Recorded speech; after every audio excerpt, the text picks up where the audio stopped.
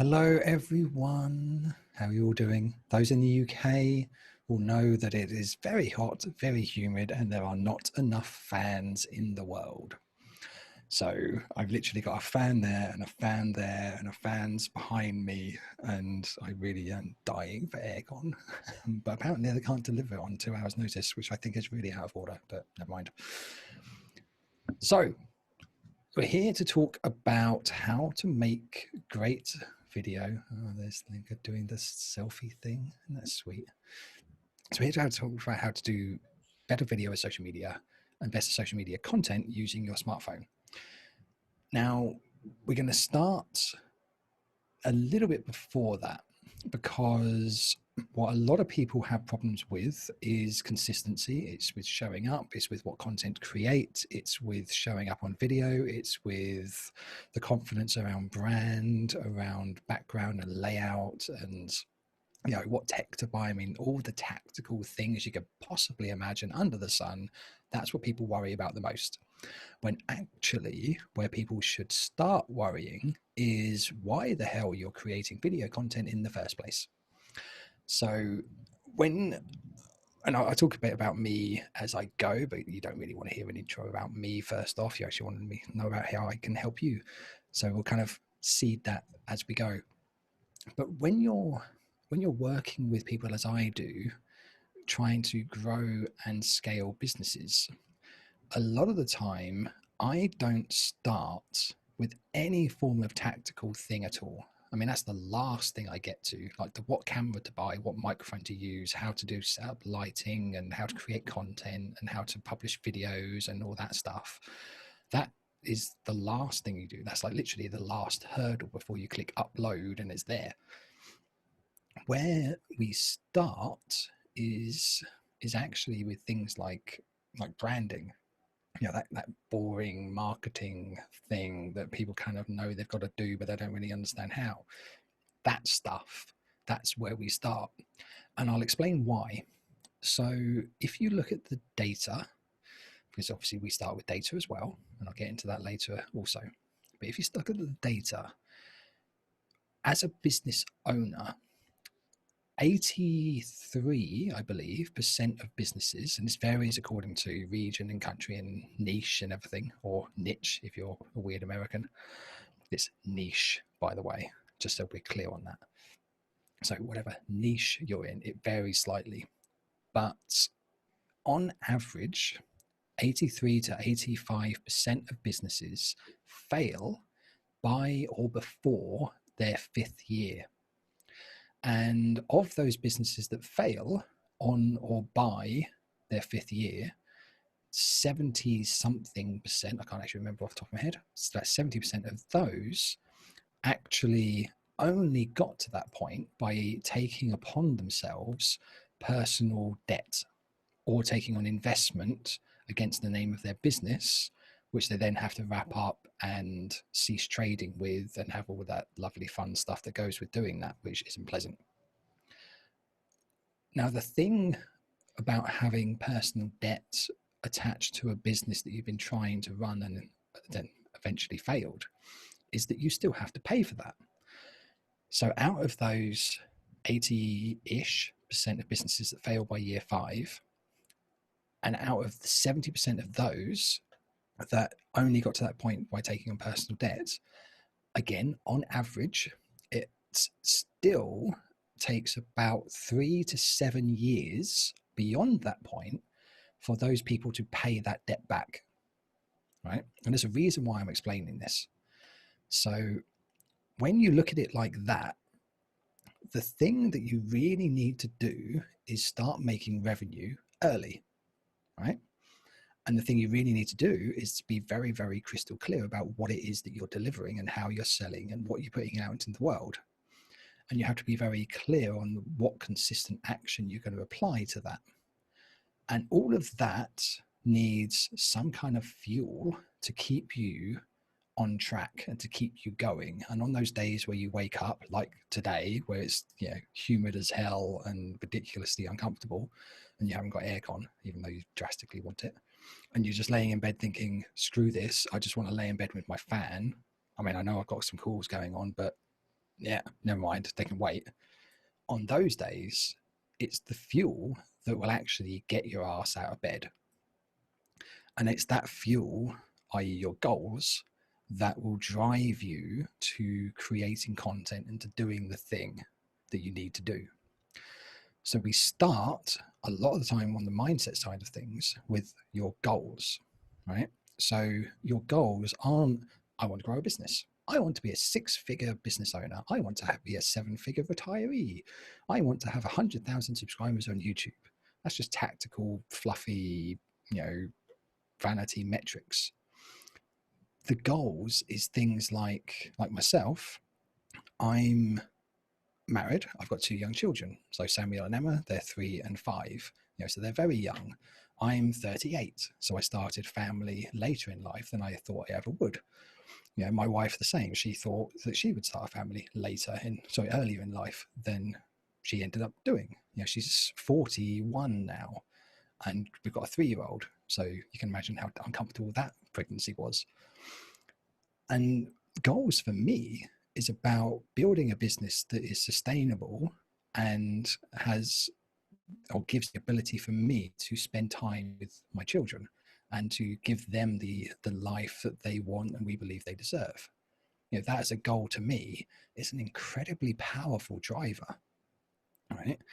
And it's much more powerful than, I want to build a 6-figure business because I'd read in a book that I can do that in 12 months if I pay $5,000. Oh, by the way, there's Facebook ads about it. Isn't that great?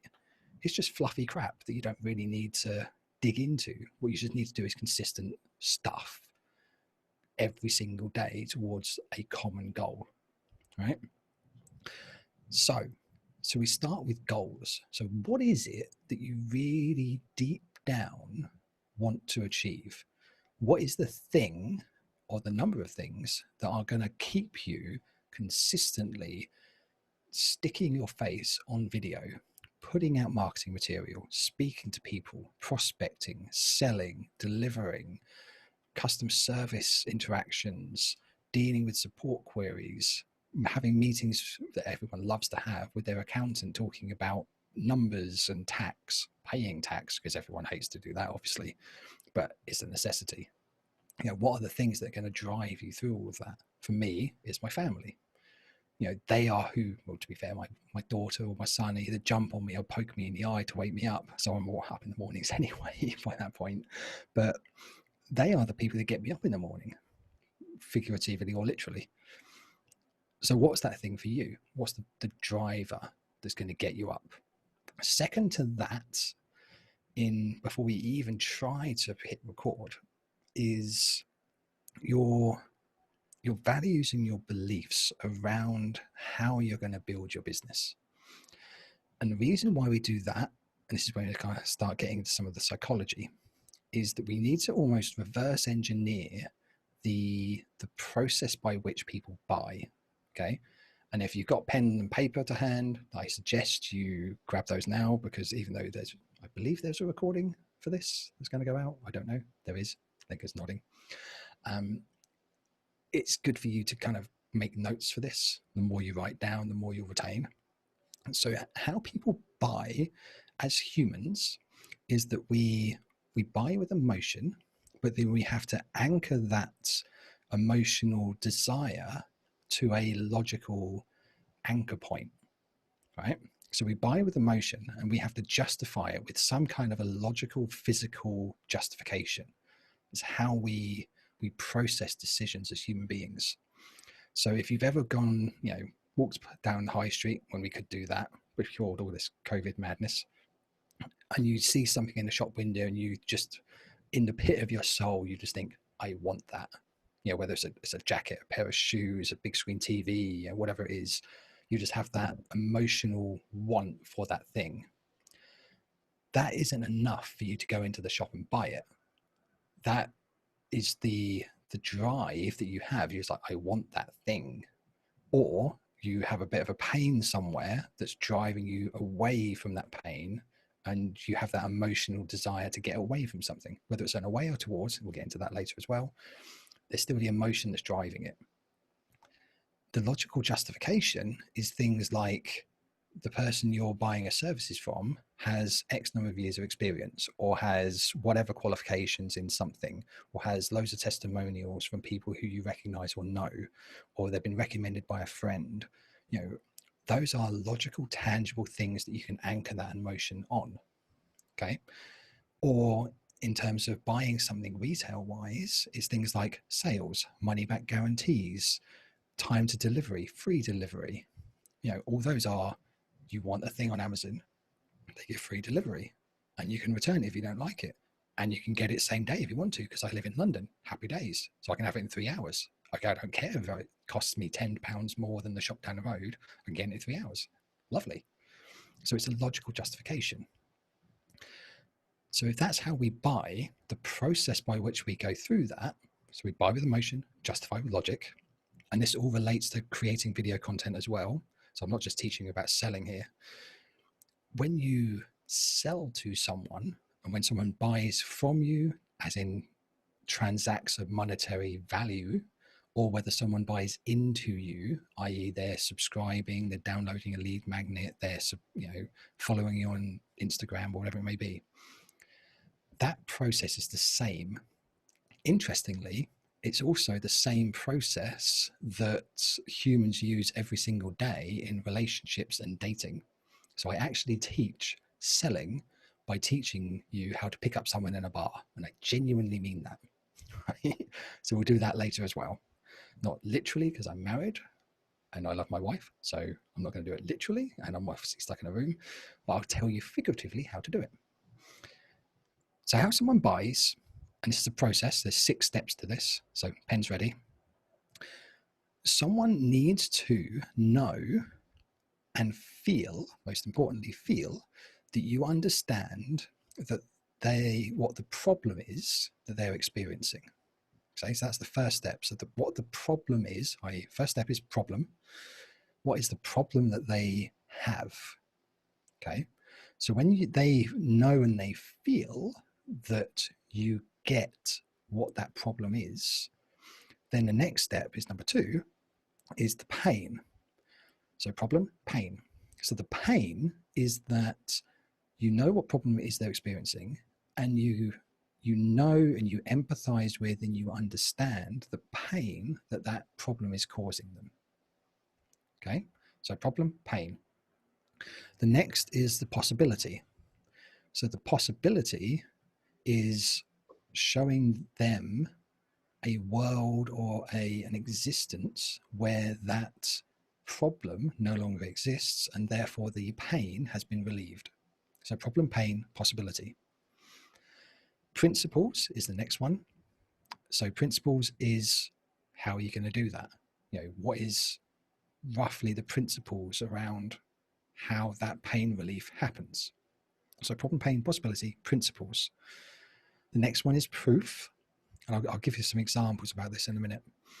So the next one is proof. So what makes you the person who's able to do this for me? What makes you the person who is someone who I should buy this solution from?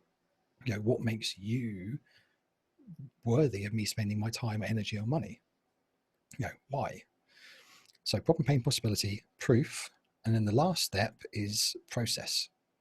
So the process by which, you know, you subscribe, you download the thing, you click buy, you go into the shop and hand over your money. You know, whatever the process is, which is the next step in the flow. I want to talk about the flow in a second as well.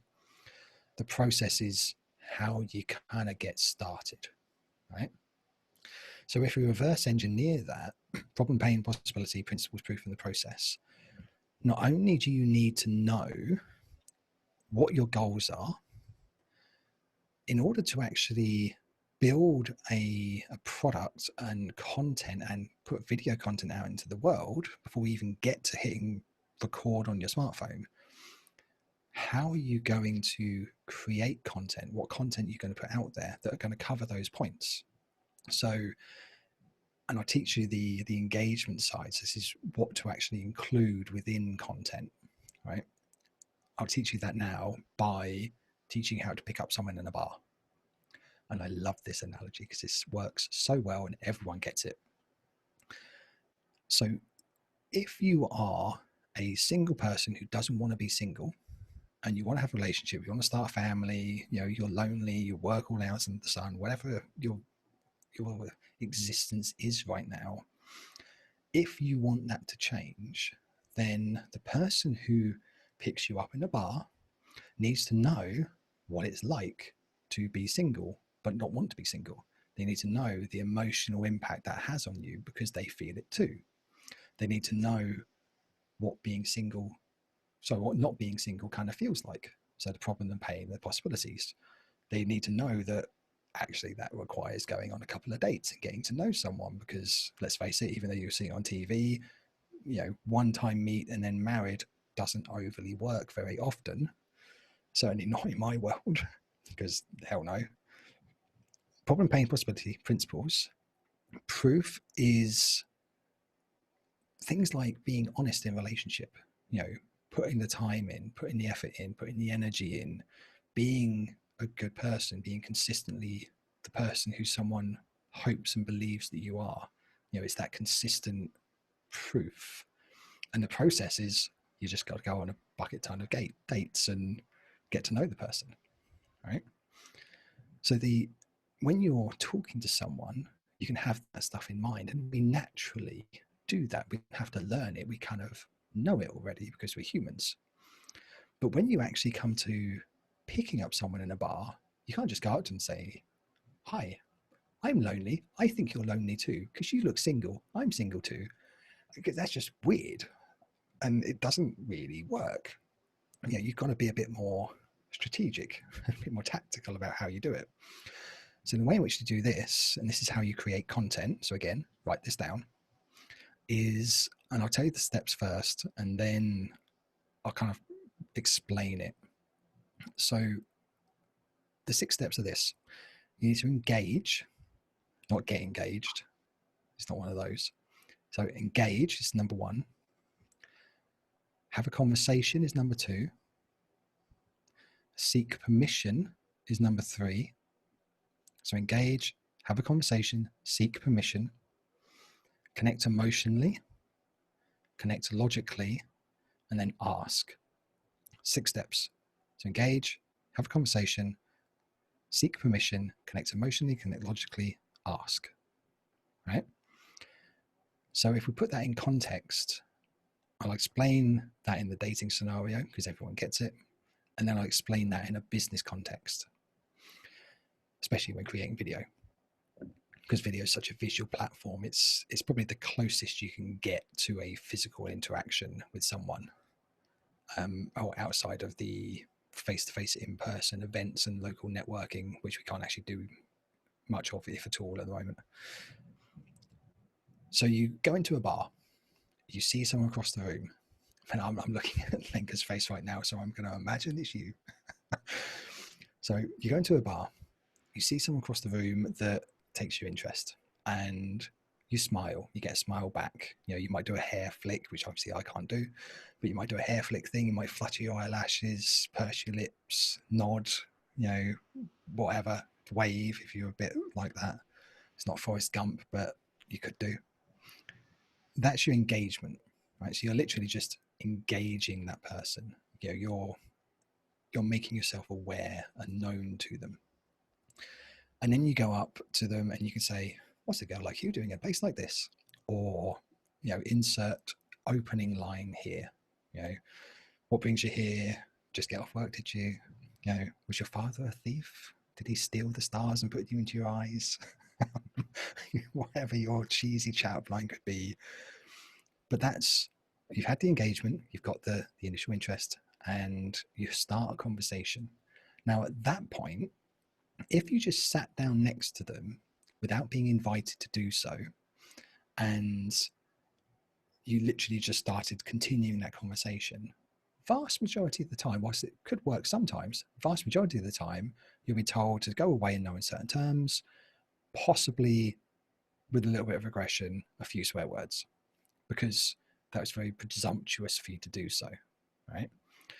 So the seek permission is a really, really, really important step, which most people don't do, but should. And the fact that you don't do it is why you lose the sale. and why you lose interest in followers. Because delivering content and giving the hook, we'll talk about the hooks and meat and call to actions later, but when you deliver content and then all of a sudden you go into pitch mode without asking if you can, people switch off, because who likes to be sold to? I mean, hands up, do you like to be sold to? No? Shaking heads. There you go. But if you say to someone, you know, what's nice to go like you doing a place like this, may I sit down? Or later on in this video, I'm going to share with you how you can work with me further. By the fact that they've actually continued watching, it's by deeming the proxy of them continuing to watch. They've agreed to listen to that pitch. Don't make it too long, obviously, because don't be a dick. But, sorry, can I swear on this? Is that okay? Okay, cool. Don't be pushy, but seeking permission is a really important psychological step, whether it's passive agreement or physical agreement. You need to seek that permission first as part of the buying process. So you've engaged, you've had a conversation, you sought permission. Now, if the answer in that bar scenario was, no, you can't, I'm friends joining me, or I just want to be alone this evening, or whatever, you could say, no worries, might see you again sometime, maybe we can talk then. And in business terms, they go on to the nurturing pile, which is like your email list, or in your CRM, they're like a potential lead, right? So you don't forget about them. If they come around again, or if they express interest or give that engagement, the nod, the wink, the smile, when you see them again, green light, go in, asking you to sit down again, asking you to have a conversation. And it may just not be ready now, but it might be ready then, okay? Now, if the answer is yes, then you sit down. This is where the connecting emotionally and connecting logically happens. So connecting emotionally it's you building that relationship with them, okay? It's when you build emotional connection, it's going back to that problem, pain, possibility thing. People buy with emotion, justify with logic. So it's, in dating terms, it's just being a little bit vulnerable, a little bit honest, a little bit, I don't really have these kind of conversations very often. The dating thing is something I've not done for quite a while. So if I'm rusty, forgive me. It just feels a bit weird. Just being honest about it.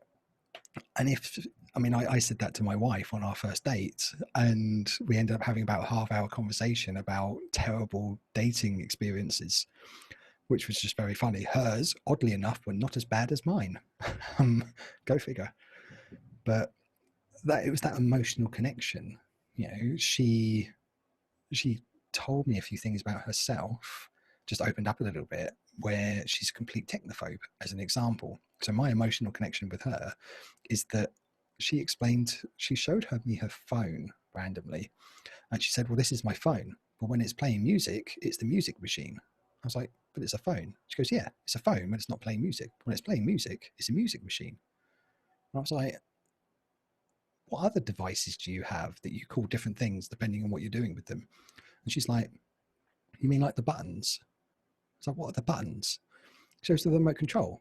If the remote control is on the side, it's the remote control. But if they're in my hand, they're the buttons, because there's the buttons that I press. Because my wife is special like that. It's how her mind works. And at that point, I didn't even think about it. I just leant over and patted her on the head and said, let's not talk about that too much. But for her, the fact that she didn't punch me in the face meant that on some level, I appealed to her. Go figure. But emotionally wise, that for us was quite an emotional connection, right? So this is why we connect emotionally. People buy with emotion, justify with logic. That got me, apparently, the patting on the head and not getting punched in the face, got me to a date number 2. I didn't realize this until date number 2, but I'm not complaining because I married the girl. Logical justification, so you're connecting logically, that's things like, what do you do for a living? Where do you live? How long have you done blah? What's your favorite places to go? What was the last book you read? Whatever those questions could be, that is the logical justification. So Dan has a weird sense of humor. He can be a little bit kind of witty and kind of cutely patronizing, but in a nice way, to not make me want to punch him in the face. And he works for private equity businesses scaling, their revenues, and he's done it for about 15 years. And at the time, I lived in Aylesbury in Buckinghamshire, which is a county in the UK, if you're not watching from the UK, and all these things. I work in town in London. So there was lots that we connected logically with. Now, in terms of video content, if we map this whole thing to there, and I hope you've understood all of that, because I think that's the best way I know of how to explain it in a way that everyone gets. In business terms, when you create a video, people tell you, mostly people who don't know what the hell they're talking about, people tell you you need to start a video with a strong hook. You need to deliver the meat of the content with as much value as you can, and then you need to put a call to action at the end. That is in my view, is a very almost commodity way of creating content. There is no emotion in it. It's literally, I've got a problem, here's the solution, here's where I can go to buy help with that solution if I want it, thanks. It's the business version of basically a one-night stand. It's, I've got an itch, you can scratch it for me, thanks very much. That isn't a way of building an emotional connection with an audience, unless all you're interested in is a one-time subscriber and then someone who won't watch or view your content again. The thing that will get people to come back to you is the emotional connection. So the way that I would create content is, and I'll get into the data of this in a second as well, the emotional connection you create with someone is by being authentically you. So it's your values and your beliefs, what you stand for, what you stand against, what you love, what you hate, what you believe in, what you value, all those things mapped with your expertise, i.e. the solutions to problems that you can deliver better than anyone else, and the proof that you can deliver those with, again, problem, pain, possibility, principles, proof, and process, it's the same thing. So all of that goes into your content. But the way in which you do it, going back to the engage, have a conversation, seek permission, connect emotionally, connect logically, ask, is you have to connect with them first. So the people who talk about this, who talk about the hook, they're right, because you only have about 10 to 15 seconds of a video before someone's interest is gone. So you start a video with, hi, in this video, I'm going to tell you how I'm going to help you to increase the efficiency and effectiveness of your revenue generation in your business. If that's something you're interested in. I just made it off the fly, but I'm going to do that right now. And then, but as you're delivering the content, it's not just, here is my 6-step process that I'm going to read off of a sheet in front of me in a very robotic fashion. Step 1 is blah. Step 2 is blah, because that's boring as sin, right? What you would do is that you would seed your personality into the delivery of that content. So I could say something like, when I was scaling a business that was owned by a venture capital firm in London, a problem that we had was that the business was stagnating at 7-figure revenues, and my goal was to grow it to a 9-figure revenue business. And I only had 18 months to do it. So what I did in that situation every single day was remove complexity from that business. And I can talk about how to remove complexity from the business. I can talk about situations and people involved.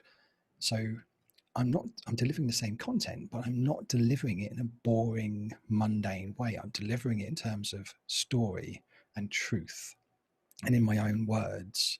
And I can tell you exactly how I did that. It'll probably take me like 3 minutes, but it's basically just removing complexity. But I'm not reading off a sheet. I'm telling you how I actually did it. And when you look at the data of video, an important thing to understand here is that most people that view video content, they only actually view sub 60 to 70% of it if you're good.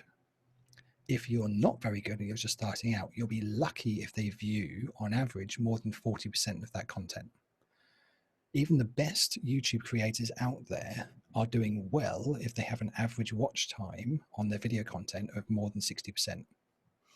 So the reason why I say that people who tell you to do the hook and then the core content and then do a call to action at the end in the last 20 to 30 seconds, the reason why I think those are wrong, and that's bad advice to follow, is that at best, 40% of the people viewing your content, they're never going to watch it. You know, at worst, 60% of people are never going to see it.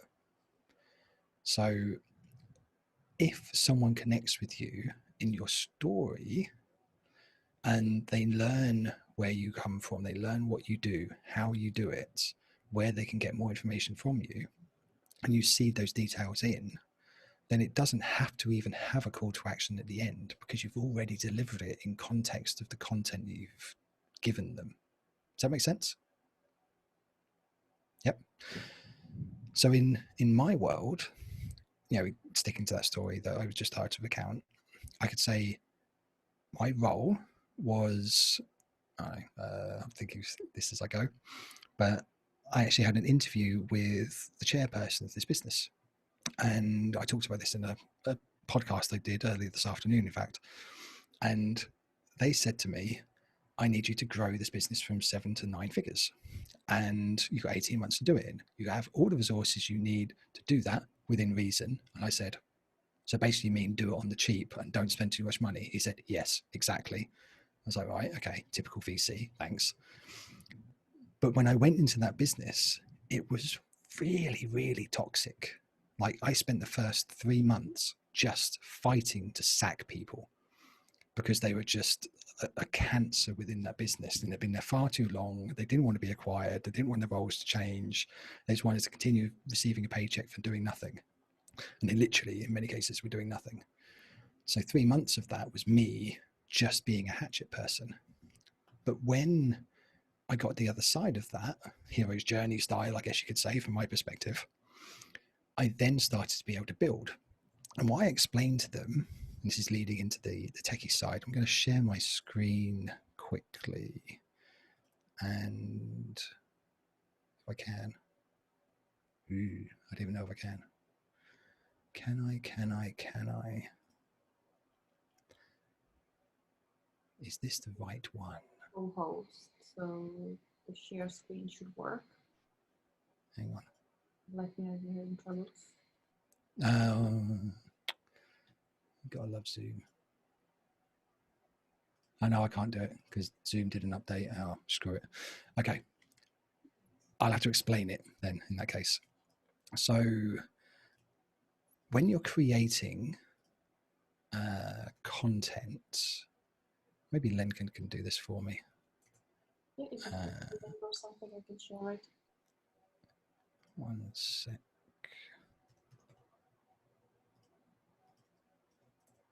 Can you bring up that image for me, please?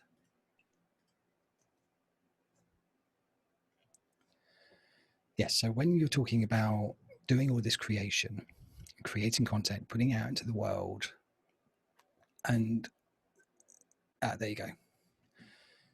So this is how I started to explain it in that business.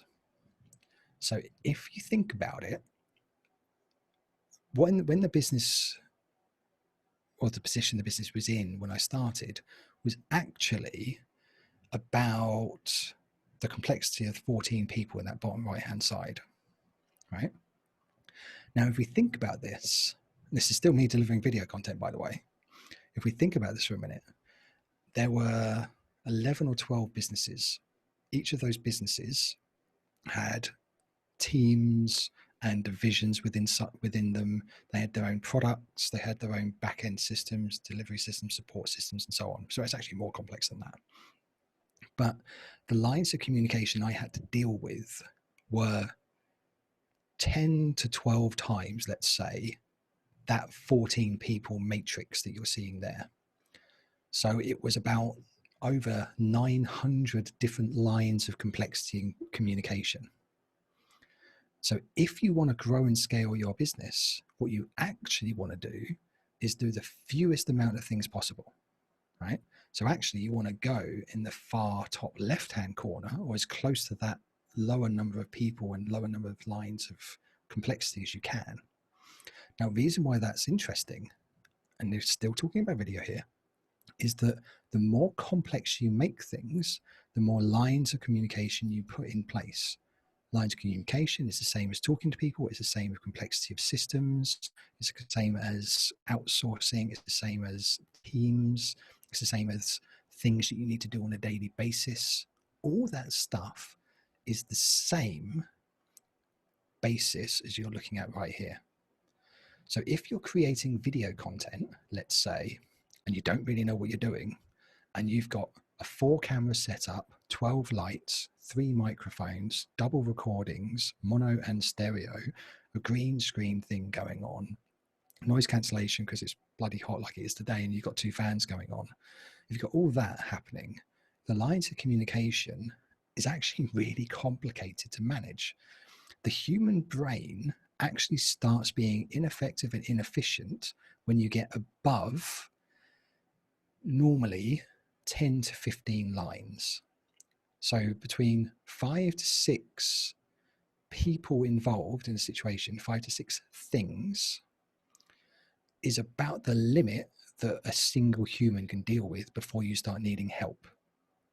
So if you're doing video content and you don't really know what you're doing, then actually you literally need a camera, i.e. your smartphone, a microphone, so your audio is not crap, and a light. That's it, right? That gives you 3 lines. Now, if you wanted to do multi-streaming, which you could do, you can add a multi-streaming platform in there, right? But that's adding not a 1 more line, that's actually adding 3 more lines because all those things need to work together. So by adding 1 more thing into that mix, you're not just adding 1 more line, you're adding 3 more lines. If you then added into that mix an audio processor to make your sound feel better, or a mixer or something, so now you've got 5 things, and it says people here, but they can be things, then you're not just adding 1 more thing to the 6 that you've already got, you're actually adding 4, because all those things need to talk to each other, right? So in that business, when I was asked to increase revenue, I needed to cut people out of that business. I needed to cut systems out of that business. I needed to cut brands out of that business. I needed to cut products out of that business. I literally needed to slash the lines of complexity militantly to the point where it was the simplest that I could possibly make it without negatively impacting the core foundations of what was being achieved, what they were trying to achieve. So all of that, I could actually put into a 5 to 7 minute YouTube video. And that will deliver the same kind of content, but I've done it in a way that you know my background, you know, and you can feel or resonate with how difficult that situation could have been. You know, there was 350 people in the business when I started. There was 180 when I left, and I had to fire them. So let's face it, that is a bit of a soul-destroying thing to have to do. There was a lot of uncomfortable conversations. It was not pleasant, but it had to be done. You know, greater good and all that. But when you're looking at complexity here, and in terms of doing your smartphone content, the simplest amount of approach, or simplest approach, sorry, that you can make to this, the better. So now we're going to get into the tactics for a second. So in terms of your phone. So before right? we go to that, could we touch on one question Adam was asking at the point where we were explaining kind of the dating scenario. Right. And what is the difference between ask permission and seek permission and ask? They seem to be like the point 3 and point 6. They seem to be similar to him. Okay, so seeking permission and then asking for next step are 2 psychologically different things. So if I say to you, hi, may I sit down next to you, get to know you better? They say, yeah, sure. It's the same as saying, I've got a lead magnet. Would you like to download a copy? And there's an offer in there which you can take me up on if you want to go further. Psychologically speaking, by saying yes, they're actually inviting you to get to know them better, and they're inviting or agreeing to, at some level, a pitch of some kind, right? In the dating scenario, it's sitting down next to me so you can get to know me and maybe go for a date or whatever, depends on what your luck is. But it's that permission that you're seeking to deepen that connection. The ask is, do you want to go for a walk along the river tomorrow? Fancy meeting up for coffee? My place or yours? Whatever the ask is, it's that next step. Does that make sense? Mm-hmm. Yeah. Yeah. Okay. And there's one question in regards to kind of where to put the hook and how to structure a little bit. Basically, you front load the hook, the opposite of TV, which ends with a punchline, or is it the right perspective? So with the hook is only there to get the initial interest from someone who is about to consume your content. Normally people who don't know you. So if you watch YouTube people, some people do it really badly, some people do it really well.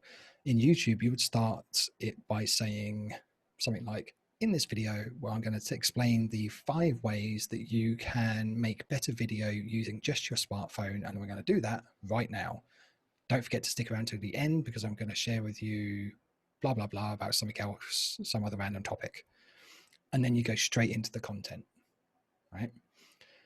That hook just tells someone what that video is about and why they should continue watching it. That's all you're doing with the hook. If someone already knows you, then you don't really need the hook as much, but it's mainly there for people who don't know you or to tell people what this content is about in the first place. That's all the hook's there to do. It's just that initial, it's like fishing. You're literally like casting a line saying, here's the bait, and then you reel it in. Dating's the same. Your hook would be the engaging conversation. That's your hook. It's like, hey, I'm sexy. Hello, I like you. That's your hook. Yeah. Right? Yeah, awesome. Cool. Any others? No, we're good for now. Okay. I lost my flow. What was I talking about for a second? Sorry, I interrupted you. You were about to go with a bit more into the technical parts of it. Yes. Right. So, techie stuff. In the simplicity, like literally being simple, she's running off now. The most you need is literally your phone. Where's my phone? Right, so I have a Samsung S8 camera phone, smartphone, right, which is this little puppy right here. That's my children, by the way. Ta-da! So literally this smartphone on the front camera will record in 2.5K. I'll explain that in a second. And the rear camera will record in 4K. Okay. To put into context, when you're talking about resolutions of video, and this is what Tom would have been talking about a lot more depth, but I'll kind of do the best I can. Resolution is the amount of pixels that you have in an image. So it's literally a amount of pixels, the amount of tiny little dots that make up a screen, the amount of pixels you have horizontally and vertically, that is your resolution. So we are watching right now, my video in fact is 1920 wide by 1080 high. So it's 1920, so 1920 pixels wide by 1080 pixels high. Now, a front video on this phone will do 2560 by 1440. The rear camera will do, remember this right, will do 3840 by 2160. Very, very large file sizes. Most of the time, you don't even need to get anywhere near that close until you are way bigger than you are, right? Now, the reason why people, a lot of the time, they get hung up on getting a great camera and, you know, doing all this fancy stuff and getting a new smartphone and blah, is that they think they need good quality. You don't, because YouTube is the only platform out there that I know of, at least the only social media platform of the large social media platforms, that supports 4K footage, i.e. the 3840 by 2160. That's 4K. Most of the other platforms, Facebook included, only record in what's called 720p, which is 1280 by 720. My 15-year-old webcam could record in that resolution. Every single smartphone this decade that's been made could record in resolutions higher than that. What you actually need is good lighting, not a good camera. Now, and I genuinely mean this, I mean, people get this wrong so often, so much of the time. You do not need an expensive camera to do good video footage. You just don't. Like, flat, period, end of. You don't need to. Your smartphone is more than capable of doing a great video production job on its own. But even if you have the most expensive camera that you can possibly afford and you put crap lighting in front of it, or behind it technically, that expensive camera is going to do no better than your smartphone at all. I mean, I can't actually move my camera because I do have an expensive camera because I do lots of YouTube stuff in 4K. But for the first 3 years of my business, I literally used the predecessor to this phone, which was a Samsung S6, I believe. And I literally had that with a lav mic, which is a little microphone in here, which I'll talk about in a second. That's all I had for the first 3 years of doing my business. I did Facebook Lives every day, right? Now, as I got a little bit better, I used to put this phone on a stack of books. I literally put a stack of books up on the table in front of me. I put another stack of books kind of rotated 90 degrees on top of that. And I'd put my phone up against it, literally facing upwards, or I'd face it horizontally like that. And that was my tripod. I'd just put the phone there, hit record, and off I go. That was it. I did that for 3 years, right? And this little microphone, I can just get it out. It's got like a 15-foot cable. It's one of these. This is called a lav mic. If you can focus on that a little bit. Not sure it does. So this thing plugs into my phone. This little microphone clips onto my collar there. And that's all I had for 3 years. And I did Facebook lives in Facebook groups. I did LinkedIn video recordings. I've recorded course content, you name it. I recorded it all in either 720p or 1080p resolution, which was basically all you really need, for 3 years before I started upgrading things. As I started upgrading things, the stacks of books on my desk started to get a little bit annoying. So I then got something like this. Now this is a little tripod. It's a tripod by a company called Manfrotto. I've got a couple of them. And this little gadget on the top here, it turns around. This is a holder for my phone. So I put that in there. I do it up. Please hold, caller. Your call is important to me. I know you're waiting. There. Selfie stick. That's it. I just open it out. I stick it on my desk. I've got another one which is a bit taller if I want to. And that's it. So my upgrade was a £19.99, I think that's what it was at the time, little tripod and like a £5 clamp thing, which I got on Amazon. That again was it. And this microphone I continued to use until probably till COVID started, when I started doing more YouTube stuff, more live interviews and live streaming. So this thing I've had for 3 years, and it's basically traveled pretty much around the world and the UK with me. You don't need anything more complicated than that. So if we go back to the, you don't have to share it again, but if we go back to the lines of communication thing, my lines of complexity for 3 years was literally that and my phone and a stack of books. If you want to make a stack of books a line, you can do. But then I got a little tripod and that was it. Now I'm probably at the 6 people / systems thing, maybe the 7, but then I have a team.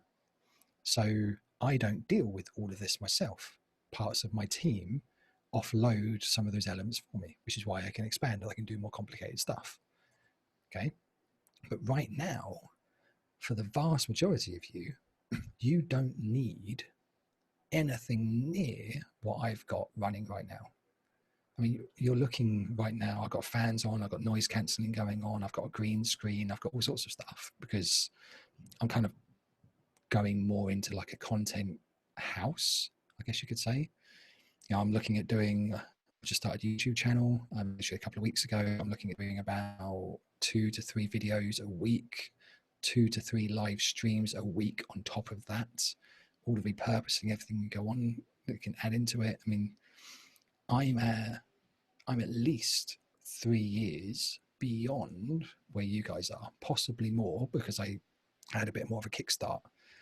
But where you're at right now, your smartphone is literally all you need to get going. And in answer to one of the questions that I just saw, the lav mic I got here is a Boya BY. Yeah, hang on. It's a Boya something. Let me just check quickly. I can tell you. I have a similar Rode microphone like that, which is fantastic. I had it for years. Works the same as a type of lavalier Boya is cheaper. from Rode. Yeah, so the Rode one is about 60 quid. The Boya one it's something ridiculous like 25 or something stupid like that. It's really, Yeah, if you go on Amazon and you look for the type of a microphone, there will be lots of suggestions. I can stick a link in the comments. I do loads of affiliate stuff, by the way. So if you buy it, I get a little bit of kickback, but that's it there. Actually, no, I just sent it to Linker privately. My bad. That's it there. So it's a Boya BYM1, which is the lav mic. And I don't even know how much it is now. I bought it years ago, but it's good. The tripod, you don't even need the kind of tripod I've got. Literally just buy the cheapest tripod that you can find, because if it's just going to sit on your desk and you're not going traveling, which let's face it, most of us aren't at the moment, you don't need anything fancy or robust. You just need something that will sit on your desk and work. There is a question for a solution about tripod for someone who's doing video outside. Right. So when you're outside, a lav mic is still good. There's a few things to know about doing video outside. So I'm going to talk about lighting for a sec, and then I'll talk about outside stuff. Okay. So put a pin in that for a second. Lighting is, I'll explain complicated lighting for you for a second, and then actually explain to you why you don't need it. So Lenke, if you could just bring up that image for me quickly. So the lighting that I've got going on right now is this. Okay. Now this is real studio lighting that we've got going on right here. I can tell you now, when you're starting out, you don't need this. And I'll explain why. But right now, this shows you the camera, right? So camera's right there where it says camera, obviously. I can't point to it, but you can see it. So your camera's right in front of you, ideally at eye level or slightly above eye level. So my camera right now is probably about 10 degrees higher than my eyes are. The reason for that is that if your camera's underneath you, you get basically that kind of look on a camera that is a double chin, shadowy, not very attractive look. It basically makes your face look fat. which is why you have it at eye level or slightly above eye level. So that's the camera height, right? So as long as it's eye level or slightly above eye level, pointing down at a slight angle, that gives you the best look and the most flattering look. Now, when you look at key light, the key light is what you have as your main lighting source, okay? Now, this is a lot of the stuff that Tom would have been going through, but I'm going to go through the basics of it. I can't actually show you right now because my camera's fixed on a tripod behind me. But if I'll do a photo of my studio. So you can kind of see what my studio looks like. You can't quite see it very well, but that is actually a big light that I've got shining on me right now. And what you see like here is my camera on top of my screen, okay? So that big light is actually called a light box. So that on Amazon was, I got a pair of them for about 60 or 70 quid. Again, I can put links to those in the comments if you want them as well, but you don't need it because I'm explaining why. But that's a key light. So that's a 45-degree downward angle to where I'm sitting. That gives me this light towards the side of my face. The lighting that I've got going on is what they call in cinematography or videographer world. It's actually a cinematographic look. So I've got light coming from this way. I've got less light coming from this way, which gives the slight shadow on that side of my face. Does that make sense? So the main light's coming from here, a slight shadow from this side. So that's the fill light that you see coming from the other angle. Right? It's like 30% the brightness of that one, which is why you can see a little bit of light coming this way, but not much. It's enough to give the shadow, but it's not too much, but it actually drowns the shadow out. You then have what's called a backlight or a hair light.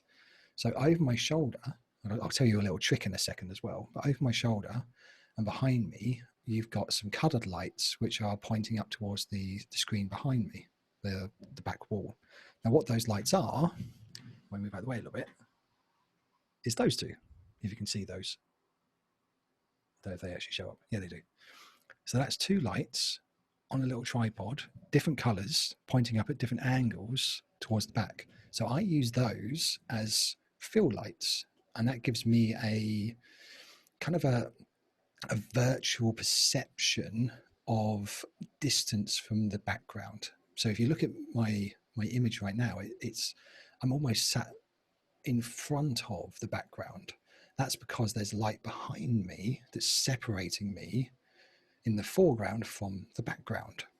Some people have said to me before, is that a green screen behind you? I'm like, no, it's not. I just showed you it's not actually. It's not at all.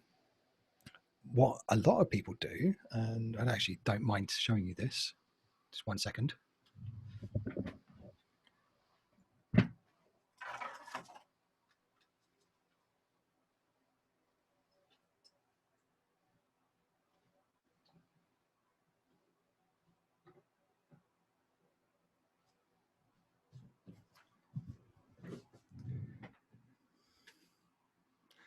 So what I've got going on there is I've got a little light behind me on a shelf, right?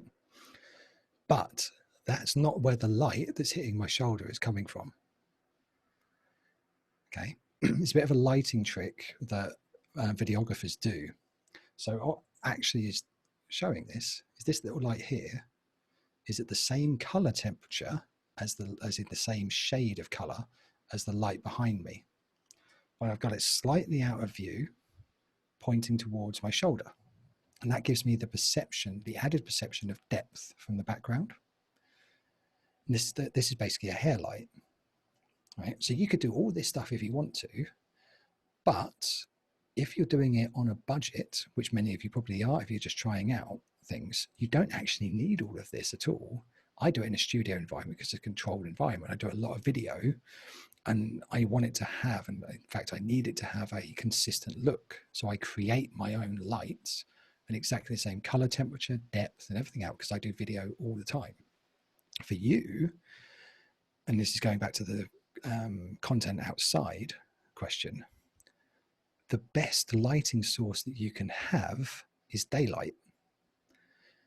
So right behind me, that foam wall you see behind me is actually it's an insulation panel, like literally drywall insulation, with some foam, like spray adhesive, stuck to the front of it. That is my back panel.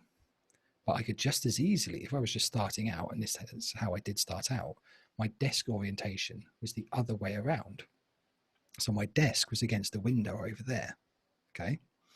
My background had some shelves in front of me. So where I'm looking right now was shelves. But when I was doing video content, I would stack those books up on top of the desk in front of me, and I would do my video creation between the hours, usually between 9 and 11 in the morning, and between about 2 and 4 or 5-ish, depending on the season and what time things start getting dark and everything. Because natural light, if you sit in front of a bright window, that gives you that natural brightness. And where the sun is, according to the day, that gives you that shadowy look. So unless you're doing content all the time and you want to have the consistent look and feel, you don't actually need a controlled environment. You just need window light. If you want to do stuff in the dark, then you just need a very, very simple ring light or a couple of cheap lights, which you can pick up for about, less than 20 quid for a pair. And you just create that look yourself. But in terms of the depth that I've just explained with this little light here, you can create the same kind of look and feel by putting a lamp in the corner of your background and doing your recording in daylight. That's all you need to do. So still, in that lines of complexity diagram we looked at before, you're still just using a phone, a tripod, and a lav mic. That's it. Now, if you're doing recording outside, there's something called lens flare, which is when light hits the lens of a camera. This is something important to know, why you face the light when you're creating video content. When you're facing the light, that's good because the light shines on your face, not on the lens of the camera. If you have your back to the light, which is what I never suggest you do, you end up getting, like that picture I just showed you on my phone, it's a really, really, really dark picture apart from this big square of light. That's called lens flare. If you take a photo of the sun, or you take a photo of just pointing towards the sunlight, you get this flary, blurry mess. That's why you never do video content with your back to the sun. If it's really, really bright, just find some shade and stand in the shade with the background behind you that you want to have. That's all you need to do to get rid of the lens flare and still have a really well lit piece of content. In terms of audio, a lav mic is actually really well designed for both indoor and outdoor use, because the microphone's so small and it's got this little kind of like wind thing over the front of it. Again, a lot of people will say you need to get a shotgun mic, which is like something like this or something like this. These are shotgun mics. A lot of YouTubers love these things, and if you're doing lots of vlogging, you probably do need one at some point.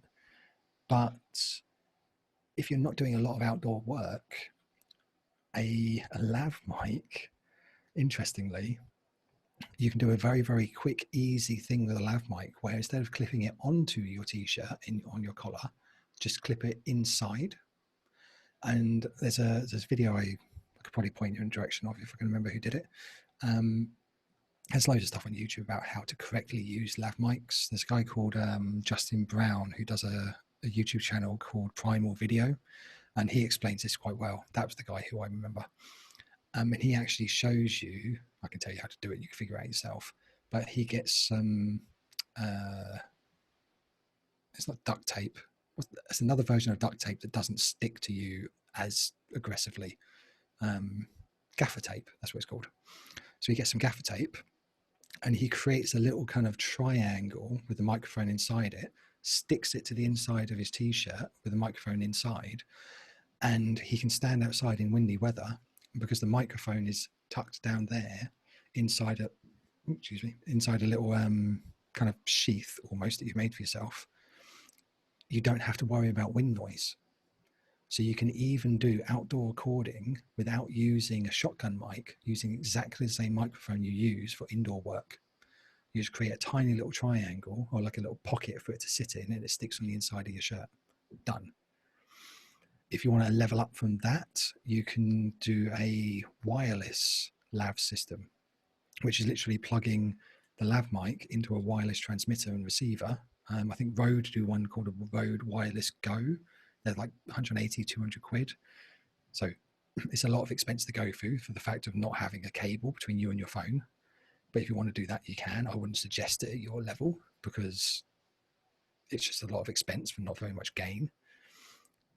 If you really don't want to be connected to your phone and you want to do the shotgun mic thing, i.e. a microphone connected to a tripod and a camera, and you wanted to do that vibe, then you're talking about leveling up your game even more.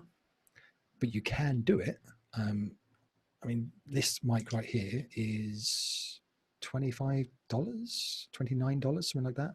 It's actually really good value, good for the performance it gives. This will compete with probably a Rode mic of $60 to $100 in price. So it does the same thing for a lot less money. And most people don't really tell the difference until you're really leveling up your game even more. But it's a really good budget option. Again, I can share links to that as well. It's a Takstar SGC 598. That's the model number. But all you would do is you'd get a little screw thing that goes into the top of this clamp. You'd screw it onto the top of there, put your phone inside, and that's basically your vlogging setup for outdoor work, if you wanted to. You know, again, it doesn't have to be complicated, but it works. You know, I would still suggest you keep things simple. If you're using a lav mic for indoor, just use a lav mic for outdoor. If you're doing a lot of vlogging and you need a really mobile setup, then a shotgun mic is probably a good approach to use when you need to. But for ease, then like the Rode Wireless Go is probably a good bet too. Because if you need that mobile portability thing, then you know it's an investment that you're going to use every day. That's probably a good investment to make. If it's something you're going to do once a week, you're probably spending money on something you're not going to use very much. So I probably wouldn't suggest it.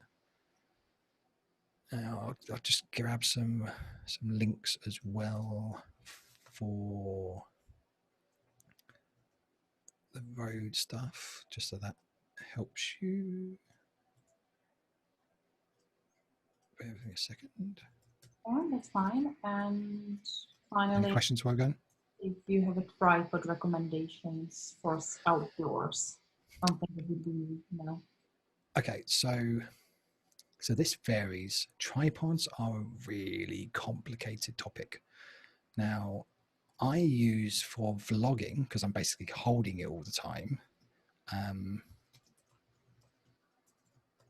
I use that, which is a Manfrotto. It's literally this thing here. You know, it's tiny. It goes into my bag.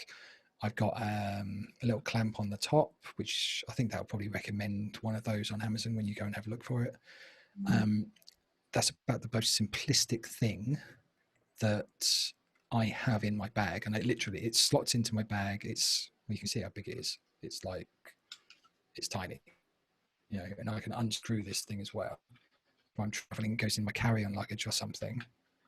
It's literally those two things. You know, that's it. So when I go traveling at conferences, when I could, I literally take that mic and these two little things. And if I'm going to be doing lots of outdoor work, you know, interviewing people outside and things like that, then I will probably have this with me, which is the Takstar. Which actually is powered and it's better for my phone. But when conferences start up again, I'm probably going to get one of the Rode Wireless Goes, just purely so I don't have that connection with me, the cable connection. And I can also use it with my more expensive interview camera that I'd also take to events with me, so I can use it for both. So that's really the only reason why I'd take a wireless system with me. Now, I'll just get the link to the Takstar as well, just so you know that. If I may, Yeah. for me, I do use a Gorilla Pod. Yep. I got one of those too. It has kind of bendy legs. So because I do like out and about random places. I've got the big brother. Exactly. So it can bend the legs and I can hook it to a branch of a tree if I want to. And it's very flexible. Again, it has the clasp for my phone, and there are different shapes and sizes and strengths and everything suitable for any kind of a phone. Well, yeah. Yeah, that's one of the suggestions I was going to make was if you do lots of like hiking out and about in the woods, if you do stuff like that, then Joby are really good because like I said, you can wrap those around a tree. I actually I did a video with my children just a couple of months ago where they were playing in the paddling pool and just going crazy, and I wanted to record it, me kind of having fun with the kids with just the three of us. So I got my Gorilla Pod and I wrapped it around the arm of a hanging basket we've got in our garden, and my phone literally dangled there upside down on the Gorilla Pod, and it just recorded my children and I just splashing around in the paddling pool. It's actually quite a lot of fun, but it's the only place I could get an elevated view where I could just hook it on there. So if you're doing stuff like that, yeah, cool. If you're walking around literally with the camera like this, then the Jobies can be a bit of a pain because the way in which their legs kind of move, you've got to kind of like move all three legs around and kind of get it at the right angle or straighten them up. Whereas the Manfrotto I've got here, you literally just close the legs down and it's just there, it's done. So it depends on what you do, right?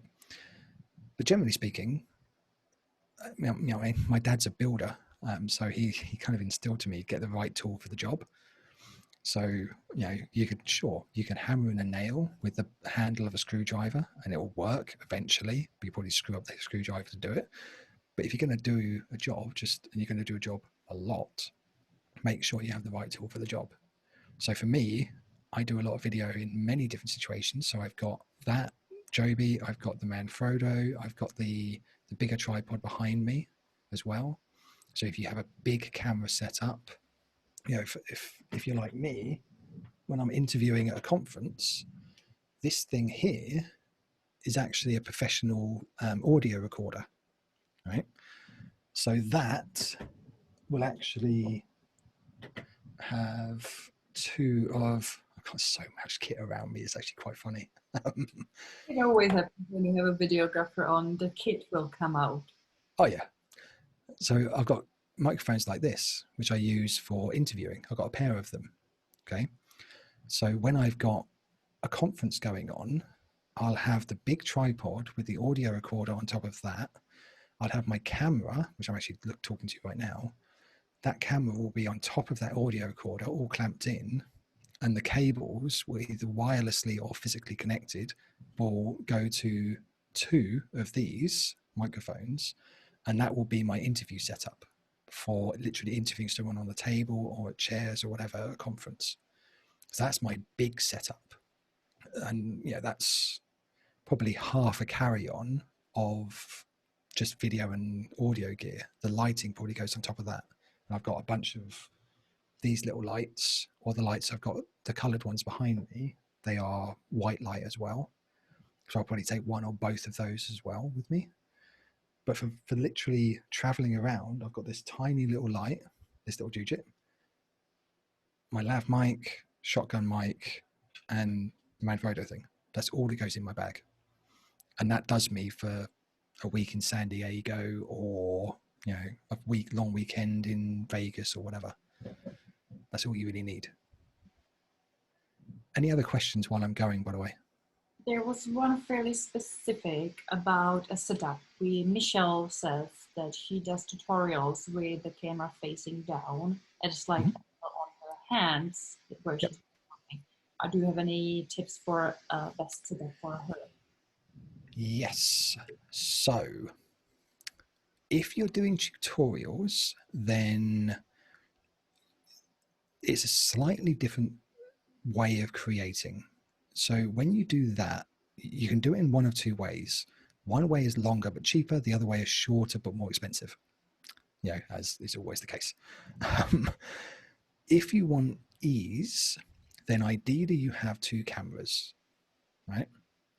If you don't want to buy two cameras, then you've got to split your video creation in two. Now, tutorial videos tend to be exactly like I'm doing right now. This is kind of setup I have when I'm doing YouTube content or live streaming or whatever. This will be my what they call talking head videos, right? So this is microphone, which is either here or it's above my head, whether it's the microphone I'm talking right now. The only reason I'm using this one and not this one is that I've got loads of fans going on and I've got quite heavy noise cancellation stuff going on, which is why my voice sounds a little bit weird every now and again. Because I mean, if I can actually show you, if I turned off the noise cancelling, you hear that? Yeah. Turn on noise cancelling, it turns off. So I've got a lot of processing going on in the background because basically it stops me from melting. But when you're doing tutorials, this talking head setup's really easy. The complicated bit comes when you mesh two lots of video content together. Now, when you're doing that, the big tripod I've got behind me, that actually has what's called a tripod head, which allows you to rotate the angle of the mount by anywhere up to 90 degrees. Okay. So imagine, I won't drag it over here, but imagine you've got a clamp like this for holding your second smartphone, and you can get literally any smartphone that does 1080p footage is more than enough to start. It's actually quite funny to me that there's a lot of big brands out there. Literally big brands that do multi-camera interviews and product shoots using a number of, like in some cases, up to 5 old iPhone 8s. An iPhone 8 you can pick up on eBay for what, 100 quid these days, if not less. And what they do is they get a lot of iPhone 8s, and one person will just stand in kind of almost like a horseshoe, and they'll just run around the room and go, record, record, record, record, record. And they'll just start recording everything. And they'll have an audio recorder, like I've got, just recording the audio. And then what's called in post, which is a videographer term for post editing, they'll take all of that video together. And because all the different video cameras are recording their own low quality audio as well, you've got one high quality audio source and a number of low quality audio sources.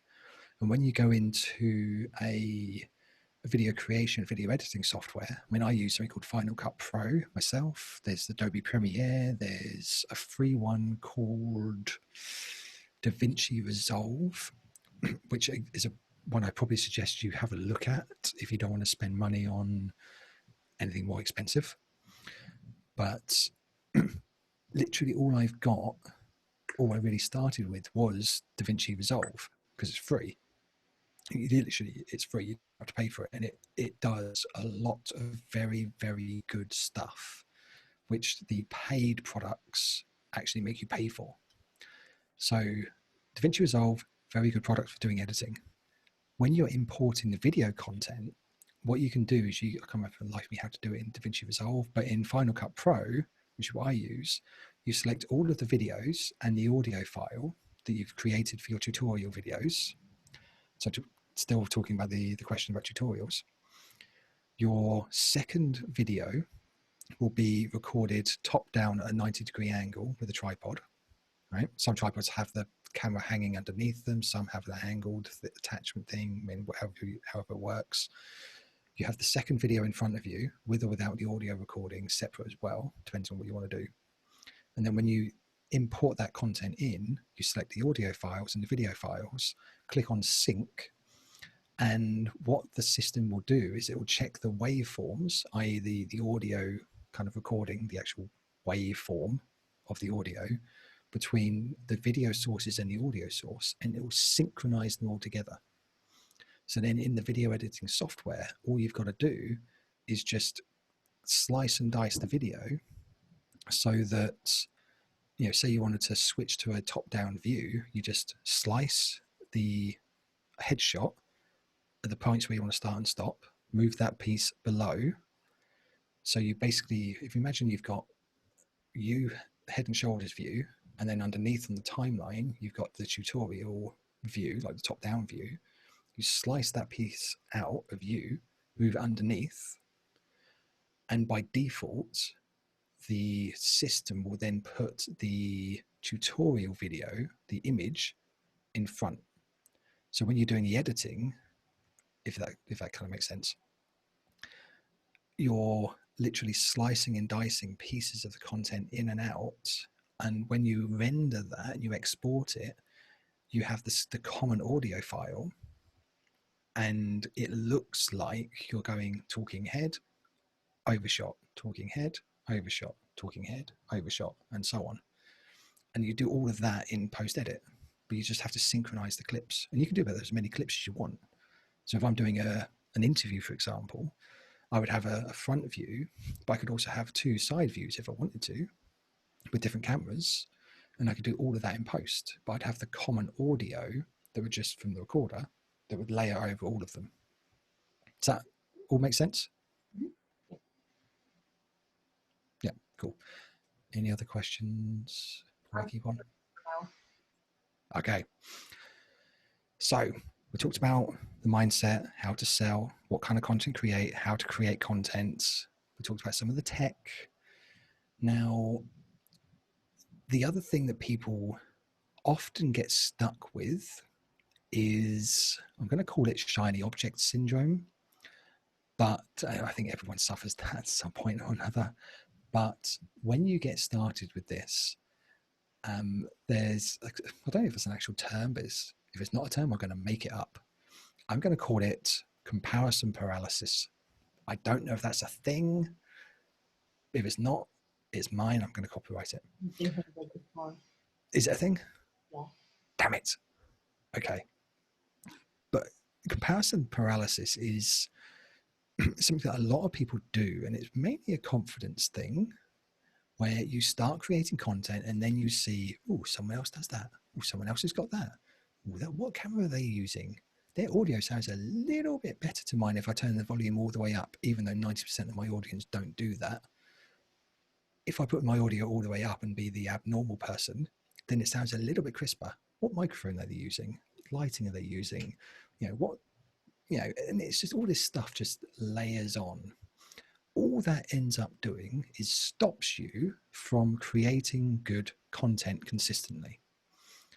Hence the paralysis part. And the reason why that is such a destructive thing for you to do with your business is that, and I genuinely mean this, it's that you are yourself killing your social media presence, right? And I'll explain why. Because when you are on social media is driven by algorithms, okay? So an algorithm in social media, and let's face it, you're doing video content for putting on social media in some form or another, unless you're doing course content, which you're going to be selling on social media. So social media is a key important thing. The algorithm that drives who sees your content and in what volumes those people see your content, the algorithm decides how and when that happens, okay? So if you're creating consistent content, but then you stop because you're not quite sure that your audio quality is as good as someone else, or if you stop because you're, I don't know, switching from one video editing platform to another, or if you slow down making 2, 3, 4 recordings a week till you start making one, or whatever it is that you stop doing, all that's going to happen is that that algorithm that you're trying to get on your side is going to look at you and think, well, a couple of months ago you were doing 3 videos a week. Now you're doing 1 video or 2 videos or 8 videos or no videos for a month. And then you're going to start again. You know, 1 minute you're talking about this topic, now you're talking about this topic, now you're talking about that topic. You know, you're doing live streaming and then you're doing pre-recorded, uploaded content. And it's just going to look at you and think, what the hell are you doing? It's not going to know where to place your content, right? So the reason why consistent action is really, really important is that algorithms, they need data with which to give you what you need, i.e. reach, audience, and engagement, right? So you need to talk about similar content. You need to talk to similar people. You need to engage with people on a regular basis. You need to post content on a regular basis, like even to the same day of the week, certainly in terms of YouTube. You know, you need to, if you start doing 3-minute videos 4 times a week, and then you do 1 40-minute video for 3 weeks, and you start doing 8 1-minute videos the week after, it's again going to look at you and thinking, are you long form content creator? Are you a short form content creator? Are you a live streamer? Where do I put you? So you need to be consistent with that consistency. And that sounds like a weird thing to say, because it's the consistent action with consistent activity that you do consistently. There's a lot of consistency in there. That is the thing that will make the difference between you getting reach and content being seen by your target audience or not.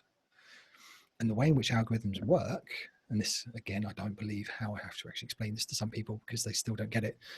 You know, it seems so crystal clear to me, is that if you think about it, there are many people who will argue with me till they're blue in the face that social media platforms are there to serve content to people who want the content. And I'm like, no, they're really not. Social media platforms are not social media businesses. They are advertising businesses that are using social media platforms to get people to come to them. But actually, they are ads businesses. They are there built to serve adverts to you and people you bring to the platform. And the more you bring people to the platform and keep people on the platform, the more ads they can serve to those people. So the more you do that, the more people you bring in and the longer you get them to stay, the more money the platform makes. So if you're bringing people to the platform in an inconsistent manner, they're bouncing off, or if you're posting YouTube links directly into the content you post on LinkedIn, and you're sending people from LinkedIn to YouTube, or you're sending people from Facebook to LinkedIn, the platform that you're directing people away from is going to very quickly pick up on that, and they're very quickly going to basically shut down pretty much your reach on your social media channel on that platform. In LinkedIn, as a prime example, you could say, go check out my video on XYZ. We're going to talk about social media stuff here, by the way, in case that wasn't obvious. We're going to talk about XYZ, and I tell you in lots of detail how to do whatever it is over on my YouTube channel. Here's the link. I guarantee you, if you put that link directly in the post on LinkedIn, rather than putting it into the comments after you post that video, the one where you put the link directly into the post will get pretty much no views, pretty much no engagement, and it'll be seen by very, very few people. If you put that same video with that same post with no video on it, but you put the link to the YouTube video in the comments, it will get more reach, like for sure.